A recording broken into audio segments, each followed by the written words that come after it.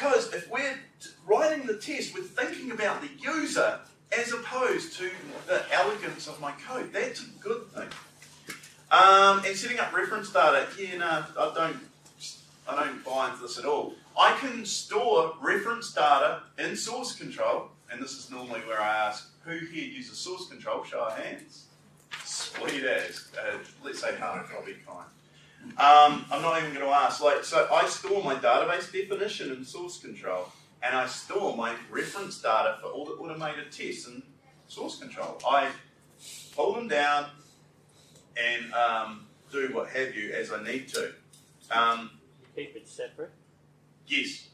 Otherwise it makes your source control blow up. Correct, yes. So it's literally, I'm going to see this database, and yeah, I'll pull from another repo, whatever, don't care. I just want something in there. That is defined, again, by the requirement of the user story, or what have you. And I know the expected outcome. And if see the data, run the test, it doesn't work, stop the bus, let's go back and remediate.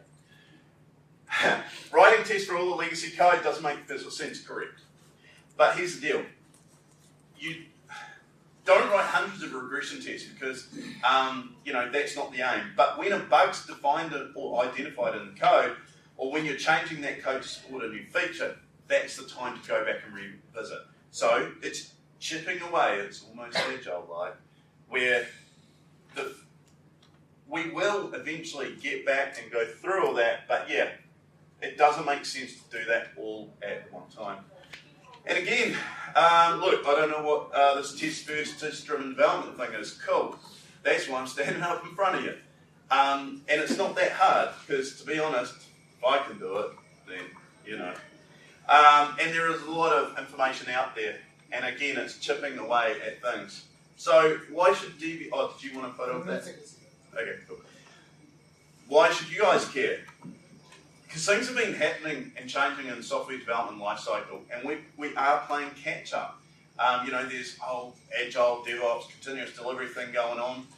And as I said before, database is much harder to deploy than a web app. We can't just chuck in a new DLL. We have to look at the sanctity and the integrity of our data.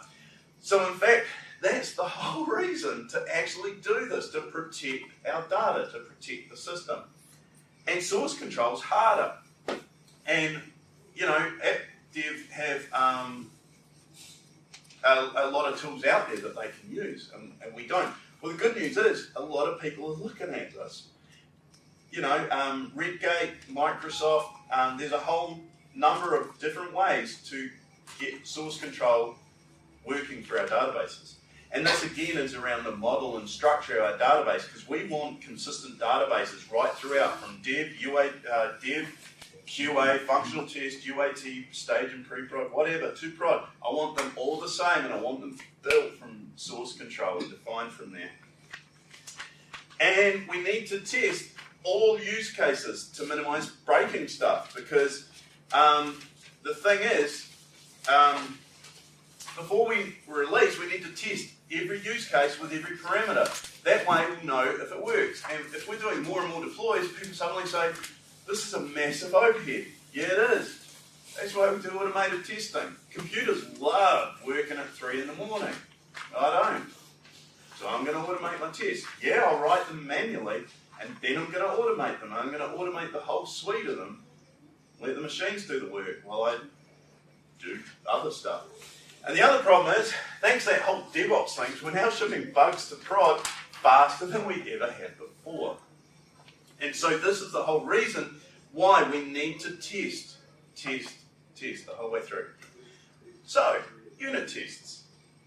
Microsoft have a cool definition of them, and it's all around taking the smallest piece of testable software, we isolate it from the remainder, and then we determine if it behaves exactly as we expect it will. And don't pout. So plain old unit test is where we write our code, then we write the unit test. But again, that's the same analogy as the whole buying the boots off the internet thing. We want to write the test first, then the code. And want to test our failures first, so we want to fail the test. And we want to test small code pieces or individual functions so that the error raised are independent and do not impact other test cases. So we're doing this in isolation. And combining it with integration and functional testing early on in a continuous delivery pipeline, or shift left, and don't worry, I'll show you what this means soon. It means that we can, again, get immediate feedback before our buggy code reaches prod, because we don't want it in prod. So we need to test our data, and here's the deal, test-driven development will not result in completely bug-free code. It's not, an elixir for your bad code. And again, data is hard, which is more reason to do it. Our tests need to be repeatable, automated, and various kinds. And those kinds are, we want to do unit tests, we then want to feed in integration testing, logical testing, functional testing, QA testing, and God forbid those fickle creatures known as humans to do user testing. And we still have to do user testing because people do stuff that you will never ever think they'll do. And again, we want immediate feedback. I want feedback at 3 o'clock in the afternoon, not 3 a.m. And we also, one of the reasons I got into unit tests is I make a lot of mistakes. I am very inconsistent in my coding ability, or in fact my ability to do much. So I make mistakes. Then I write unit tests for it, so the next time I do it, I don't make the same mistake. And there's a utility, SQLt, and I use SQLt to keep Hamish honest, because there is a particular thing that I always do, and I'm in a rush, right? I'm doing stuff. SQLt keeps me honest.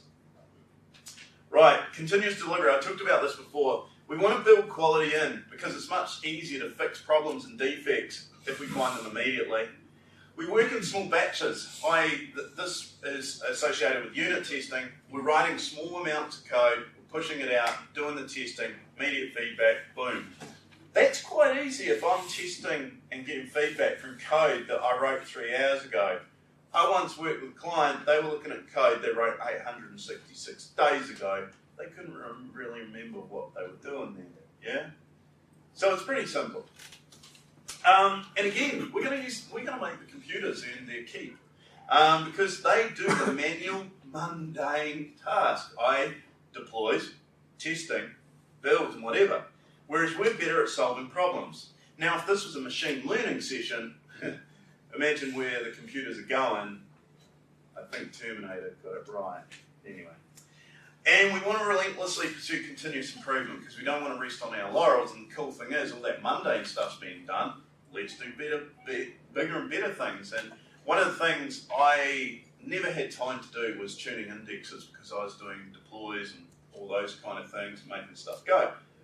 By automating that, I then became a guy that learned how to tune indexes. See where we're going with that? And everyone's responsible. I hate it when people say it's not my job or I don't care. I had a client once say that to me and I said, cool mate, do you care about writing in Word? He looked at me. I said, because you need to update your resume or CV. If you worked for me, I'd fire you immediately because I care. I care more about your system than you do. And you're a VA.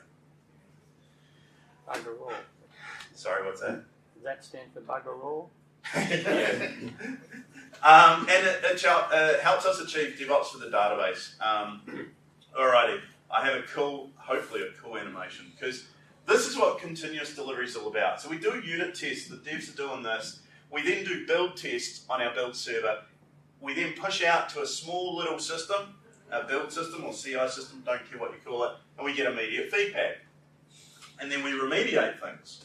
And if it passes that, we then punch it out to all these other systems. So functional system, UAT system. And we're doing continuous testing along the whole way. And except for UAT, well, in fact, you'd still do some automated testing there. But we're letting our human users head up our system here. The reason for this little cloud symbol is because these systems are prod-like, but they're not prod exact. Yeah, so production might be a 1 terabyte database. These systems might be 50 megabytes. And one of the biggest hurdles I have is infrastructures go, we don't have enough resource to run your database in the system. Sweet as, I'm going to run it in Azure for $2 a month. Brilliant. Doesn't hold any customer data, because I'm going to seed the data from source control, so there's no problem with security stuff. Yeah, so cool. Thanks for the, no resource thing. I'll spin it up in the cloud. And then we go to pre-prod. This may or may not be in the cloud. We do our final testing, and then we release to prod. And the thing is, the whole way through here, we're getting operational feedback. So for those operational type people, they're finding out how the system will, both run, behave, and more importantly, what deployment's like. Because as you go through this, you might find, oh no, we have to do X, Y, Z to be able to deploy this. Column renames or running out of integer space. You want to find that out earlier than later. And so, again, I want the feedback earlier. I don't want the feedback from the users at the end. And the whole point of this is a repeatable, reliable deployment. And we're doing monitoring the whole way through. I do the same monitoring and integration that I'm going to do in prod. It's a little bit different, but it's still going to give me the same information. Excuse me. Right, so how do we do it? Well, SQL Server Data Tools has testing framework, so it has unit test framework. It's been around for 5.5 years. There's a link there. I'll just make sure.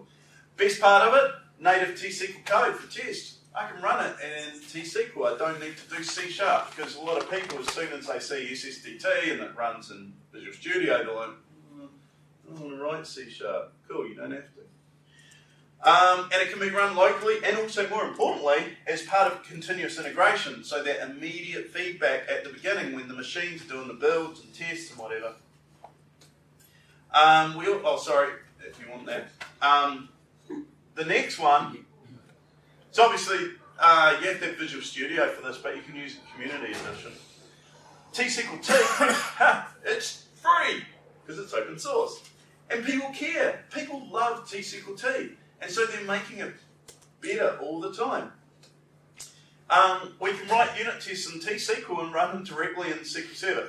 It does require CLR and altering your database to have trustworthy on, but that's okay in dev and test. Not so much in prod. Please don't ever do it in prod. And it enables us to fake tables, and so this is the equivalent of mocking for application dev. Allows us to take a copy of the table as it is and then test against it. So we're not actually hurting our database. Because that's one thing that people say to me, oh, but I don't want to do testing because I don't know what, I might break stuff. No, just fake it till you make it. And the output is either in plain text or XML, so we can parse it, we can integrate it with continuous integration tools. And it also, for those people that use JUnit, also supports that. We isolate stuff, so tests are grouped in their own schema. So again, we don't break stuff. The tests are automatically run within transactions, so we can keep the tests independent and reduces the cleanup work you need to do. Redgate and DBForge, they've written some cool stuff around it. And it adheres to the 3 A's of unit testing. Arrange, which is effectively how we set up for running the test, is done, including that mocking of objects. Act, which is the actual execution of our test. But more importantly, assert, because we need to make sure that things happen as we expect them to. So the result from the act stage is compared to the expectation. Did the test do what we're expecting it to do?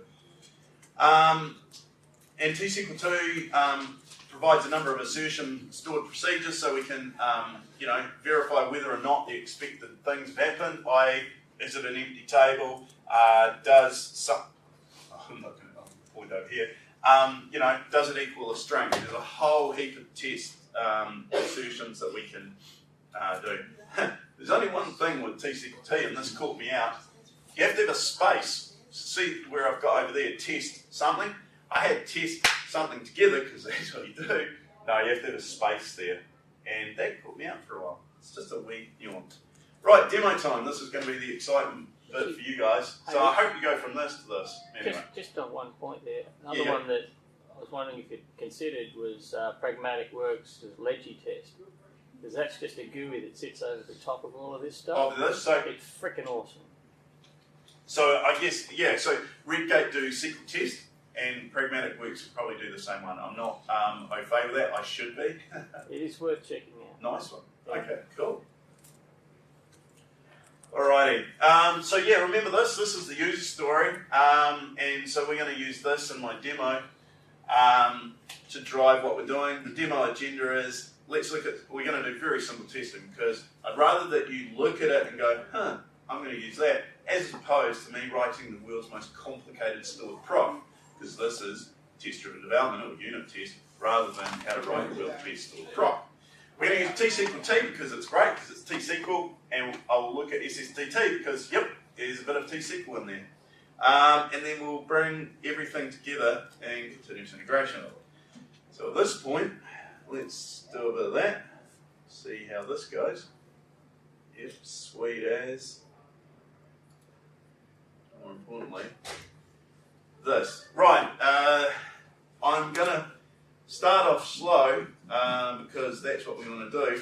But in fact, I'm going to digress real quick. You can kind of see it. This is Ubuntu, and what I'm going to do is wait for the internet stuff. Oh my, yeah, that's a typo. Deep note. So what I'm going to do here is start up SQL Server on an Ubuntu server. That's not the whole reason for this demo or what I'm talking about. What it is because in my pipeline, I do all my integration tests against Linux. Because I can pull down an image, spin up SQL Server on Linux within literally very small number of minutes. And what I do with one of my clients is we do this. We spin up a container with SQL Server on it. Database comes up, we seed it, we do a whole heap of integration tests, and then we throw it away. So that's going to start in the background. But for our first test, what we're going to do, now you can all see stuff? Yeah. I'm going to create a new database because I've got a couple of databases here, but I'm going to create a database, YIP. YIP is one of my favorite words. Oh, YIP, that's right. I did this last time. I'm not going to use the script because something went wrong the last time I did this. It was definitely not a YIP moment. It was a nut. Oh, come on. Yeah, it was a nut. You'd think I would have remembered to do that, but that's cool. Yep. Done. Apologies. That was the first unit test. Failed. Anyway. Action. There's 2 dots there. Was there? In the file name. Yeah, there probably was, because I just make sure at the end. What about here? There. That one. Yeah, outside in the air. Something like that. Okay, that's cool. I'll just make sure. Oh yeah, cool. There was stuff. Right, so what we're going to do, our user story was around a table so that when we added someone to a table that it actually got written into the audit log. So we'll just execute that. Hooray. So here's our YIP database with a couple of tables, person and audit log. Now what I'm going to do is do this stuff. So I'm turning on CLR and setting trustworthy on. And what I went and did was going out to tSQLt. And the cool thing is, it's one of the easiest bloody URLs to ever remember. tSQL.org, or just Google it. And I downloaded their scripts. Their scripts are literally just a bunch of tSQL. And in fact, here it is here. So I'm just going to delete that because I'm being lazy. And all it is, I just run this against my database, not against master. Presenter 101. Know which database you're doing stuff in. Boom. So what it's going to do is install the frame. You know, our database looks a little bit noisier now. We have a whole heap of tables here, and down in the stored proc area, we have, excuse me, a whole heap of stored procs that the boys and girls at tSQL want to make our life better with. But that's cool because they're all in their own schema. So, across 7 or 8 databases, can you have a test database which has this framework in? I don't think you'll get the result, because one of the reasons is as we feed, and that sort of leads into this part here, because it's going to create classes and objects within the database. To be honest, I don't know, but I've never actually thought of doing it like that. I've always done it with the associated database. Maybe you could do it with synonyms to map across the other thing. It could be, yeah. It could be. Huh. This is why I present. Because now you put that in my brain. That's awesome. What was I going to do? Oh, because one of the things I want to do with this system is it feeds into this thing. This is Visual Studio Team Services. Now this could be Team City. There's a whole heap of continuous integration products out there. Team City, Jenkins, Team Foundation Server, Visual Studio Team Services. And what I do is in here, and we're going to do it. Come on. You guys don't have very good internet in Australia, do you know that? So we invented Pavlova, and the broadband or internet speed in New Zealand is brilliant. I'm going off my phone because I made the mistake last week of using the Wi-Fi at the place. Yeah, we went over time, but no one left. Well, I had a couple of people walk out. When we finish the national broadband, we'll be great. So, this is slightly off topic, but it's very, very important. This is the build step. So this is what I'm going to use the computers to do. And, you know, we're going to build our solution. We're going to do some transforms. But more importantly, we're going to test stuff. We're then going to publish the artifact of the results of this. But this test that we do up in our build system is vitally, vitally important for what we want to do. But anyway, and that's partly why I would have all the tSQL stuff associated with my solution, because continuous integration tools will not know about the other database, the test database. So I think that's partially an answer. You can map another project and pull it through and link it as part of your dev steps. We could do, yeah. Like I say, thank you so much for the question, because it's going to bug me for the rest of the month. All right, what's going to bug me more is not doing that. So we are going to create a procedure, stored proc, piece of piss. So, you know, down in blah, blah, blah, in our YIP database, if I refresh, excuse me, it's almost like I have to make, boom, something down the bottom. Oh, you know what I did? That's brilliant. I just literally called it out before and then just did it. Always, you know which database you're dealing with. Cool. I'll go clean that up in master database later. Yeah. I blame the cold. Right. If you lived in master, next time you did that mistake, it'll fail. The default database, anything but master when you log on.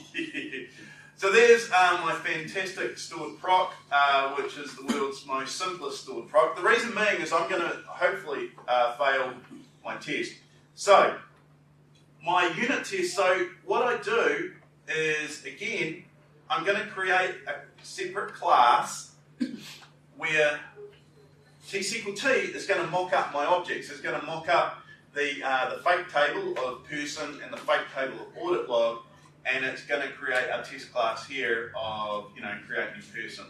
And initially, this looks messy as hell because there's all this different, classes and what have you within our database. But over time, you're just like, oh, cool. Because I call it something meaningful, And then what I do is I create my procedure, i.e. the same procedure. Notice the space.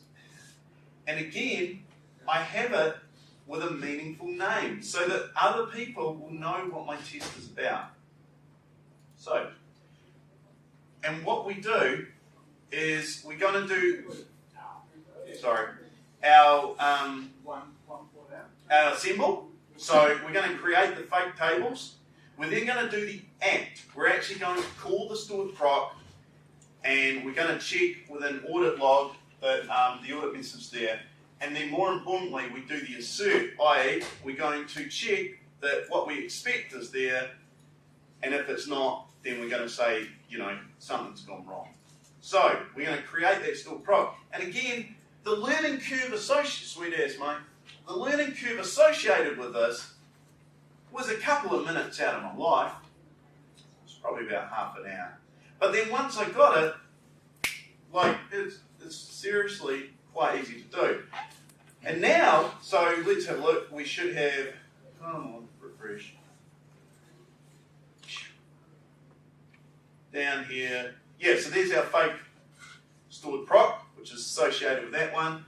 And then what we can do is we actually run the test.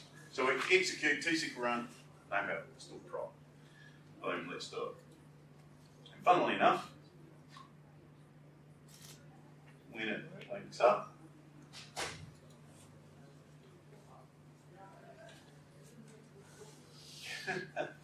oh my goodness, it failed, which is good, because I wanted it to fail, because it's null. Because, I don't know if any of you eagle-eyed people saw, I didn't actually write a stored proc, I wrote something extremely, yeah, it was nothing, right? So, let's now create the stored proc, well, sorry, alter it, because we're actually going to do stuff. And again, let's run the test. However, this is the beauty of unit testing. Because notice, this is test-driven development, because I ran the test first and then I developed, but it still failed. Good. Because I want it to fail at whatever the time is. My computer says it's 11:51 because it's on New Zealand time. So at 10 to 10 in the morning, I want to find out that I wrote my stored proc wrong. Because, again, if anyone was eagle-eyed, in fact, the table definition, and honestly, this happened in real life where they got the numbers wrong. And literally, it was as simple as that, but management reporting failed. And that's a bad thing for managers.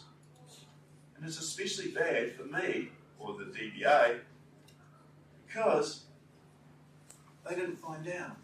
Whereas I can find out in my unit test, and it succeeded because it actually, it did what it's supposed to. And it's literally because I was thinking about tabs versus spaces versus reading the user story. And the user story was the first name column needs to be varchar 30. Now I might have put a varchar 25, or g'day mate. So should your test include testing out the maximum length of the expected characters? 100%. Yeah. Yeah. Do like this is this is honestly the world's most simplest example. But the reason being is because I want people to think, hey, how could I extend this? And you just did that thing. Is that testing it? Do you know what? Like I was. So you want to test the exact data type that you're testing to. Yeah, that's what I'm saying. Is so test it with a 30 character string. Well, because in varchar versus varchar, all that sort of stuff comes and bites you as well. Correct. Yeah. Can you catch? Because I was going to eat that to try and get through my session, but alrighty. So that is literally how simple and easy, since I just did it, tSQLt can be. And the best part is, if we need to clean it up, because we don't actually want this stuff out in prod, and in fact, good continuous delivery tools will actually strip out the tSQL stuff. You can say ignore, blah, blah, blah. But what I'm going to do now is do that. Honestly, if you take two things away from this session, 3 PM unit testing in tSQLt, because I just stripped it out. That's all I got left. I can leave that in there, I can delete that out as well. But that is the beauty of using tSQLt, because I'm doing stuff with tSQL. I know that stuff. Alrighty, what I'm going to do here, and unfortunately I'm going to have to flip back and forth because I've just realised, excuse me, I'm just going to show you SQL Server data tools. And the first thing that people say to me is, oh God, do I have to learn C#? The cool thing is, so this is a farm-based system because I'm a New Zealander. We love a bit of farming, a bit of sheep, what have you. The rivers are true. And the cool thing is, some of these things look very similar. They look familiar to me. And what we're going to do here is actually add a table. And one of the great things about SQL Server Data Tools is my database model is represented as code, and I can punch this out, build it, publish it repeatedly. Get table, and I think I call it farmer. Cool. I'm going to add a table. I'm not going to write one little bit of C#. Boom, boom, boom, boom. Cool. Because I'm a lazy person. And notice down here, that's all cool. The speed of the internet is not so much. And the user story is we need to insert farmers into the farm table. Sweet as. I think I can do that on a Saturday morning. It's always good presenting this side of the Tasman. And boom, there's our table. And what I've got is a couple of databases. Oh yeah, let's connect to our good mate, Ubuntu, because that should have been running by now. The cool thing is, the really cool thing with SSDT, I really like it, is that I can deploy the same model of my database up onto SQL Server on Linux. Don't care. Here's my integration system. It has a whole heap of table and stuff, and if I hadn't talked so much, you'd see that farmer will appear in here later, because that's associated with my integration tests. And, excuse me, so I'm going to do a couple things. I have one stored proc in here. I have two, because I mucked around with my demo. Anyway, I'm going to create the table, so let's just quickly do that. I'll save this. Notice down here, and apologies, I don't have Zoomer, but SQL Server Data Tools has noticed that in source, I need to punch up three things. What are they? Oh yeah, the definition and farmer_1 SQL. Don't know that I wanted that. There's a payload exists. You probably had a farmer_SQL left in your Yeah, I did, didn't I? Fantastic. Hamish Watson. Yeah, look at that. Let's just delete this because I now know that the stuff will work because I practiced this demo yesterday. Yeah, okay. Here's one I prepared earlier. Funnily enough, exactly the same as the other one. Fantastic. Hey, we just did some testing at 5 to 10 in the morning. Most importantly, and this is one of the reasons why I do like SQL Server Data Tools, is because I can now do a build and make sure that stuff is okay, and invariably, because I'm Hamish, there's always an error, and something will happen. But the cool thing here is if this builds, I now have the confidence to publish it. And I should never just publish it, I should always do a build. We'll do it to dev. And if you haven't looked at SQL Server Data Tools, I highly recommend you do, because it's made my life much, much better. Yeah, I know. I may have to cut this short. While that's doing that, I have some unit tests here, and the unit tests .cs, and immediately people get a little bit excited about that. But the cool thing about the unit tests here is, wait for it, tSQL. So this is a UI of tSQL written over the top of C#. I don't care about C#, I just care about tSQL. And again, remember I talked about a range, act, and assert? Well, from here, we're going to prepare things because I don't want anything in my table. I then do the act, so actually running my stored proc with some dummy data, and I actually do a cleanup later on because, and this is the assert. This is actually, hey, did I actually insert something? And at this point, I just want to check that I do have the stored proc, because that would make life very, very interesting for me in front of you. I don't. So what I quickly need to do is add the stored proc, because that would make life slightly more exciting than what I want. And what I'm going to do is I'm going to fail it immediately. No, I don't wish to do any of that. Let's create the stored proc. Boom. Cool.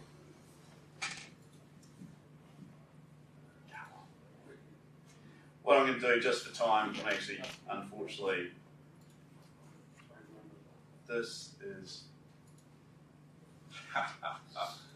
yep, thanks for that computer. It's one of the cool things, like, where your mouse is about 2 seconds behind your stored proc. I think it was called SP insert farmer. Never get one SP insert farmer? Sorry, what's that?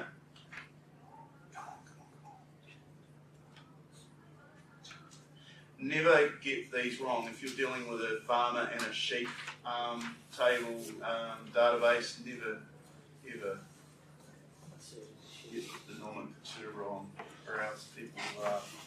Anyway, no, save. The internet knows that I need to stop. What I'll quickly do is, that's done, quickly publish that. But more importantly, I have a whole heap of tests here. So I have some unit tests and some integration tests that I can run. The cool thing is I can feed these.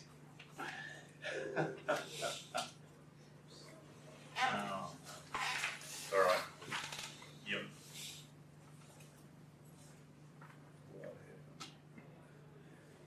Obviously, these ones will run. This one will probably fail. Oh no, it actually worked. The cool thing is, I know that my stored proc worked. Now, I would have failed it originally. So yeah, I'm now at the situation where I am confident I know this will work, and push this up to source control, which then will kick off an automated build if the internet will allow me. So this build here will kick off, do some automated tests and what have you. Alrighty, let's finish up and let's swap that. Come on. Really? Yep. Okay. Let's do this.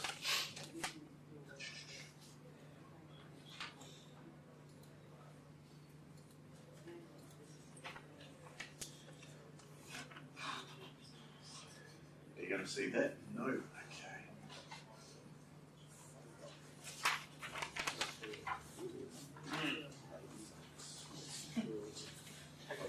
Okay.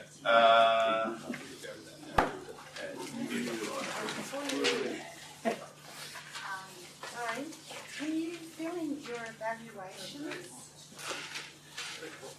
If you fill in your, you scan the barcode on the back of the map, and then you can draw a sheet out to submit your evaluations. And enterprise. Okay, so can you do that now, the evaluation? Is that all right? No, scan it with your phone on the back of the map. Alrighty, real quick, lessons learned. Unit tests should be small, keep your tests simple, they should be independent, and combine them in continuous integration as I've done. There's some references here, I'll put this up on the thing.